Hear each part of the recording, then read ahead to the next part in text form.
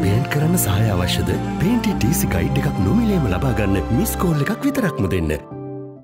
The Human Rights Watch urged the government to ensure through consultations that any counter-terrorism legislation introduced upholds the international human rights standards. The HRW said that the new bill would expand the definition of terrorism to include crimes such as property damage, theft or robbery, and restrict the rights of freedom of assembly and speech. Speaking in this regard, HRW's South Asian Director Meenakshi Ganguly said that the proposed anti-terrorism bill would permit the Sri Lankan government to use draconian measures to silence critics and target minorities.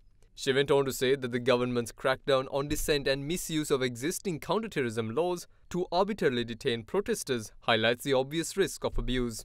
The HRW said that the new bill, despite its improvements, includes provisions that will facilitate abuse and that it appears to have been designed to give the president, the police and military broad powers to detain people without evidence to make vaguely defined forms of speech a criminal offence. The rights group went on to say that the anti-terrorism bill does not meet any of the necessary prerequisites set out by the UN independent expert on human rights and counter-terrorism to make sure that the island nation's counter-terrorism law complies with international rights standards.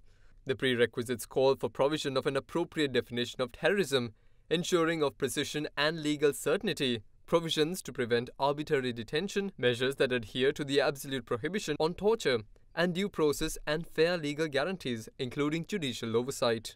The HRW said that the new bill's definition of terrorism is vague and overboard and can include peaceful protest or acts that, while criminal, do not rise to the level of any reasonable definition of terrorism. The proposed bill grants police and military sweeping powers to stop, question, search and arrest anyone or seize any document or object without a warrant if they believe they have reasonable grounds.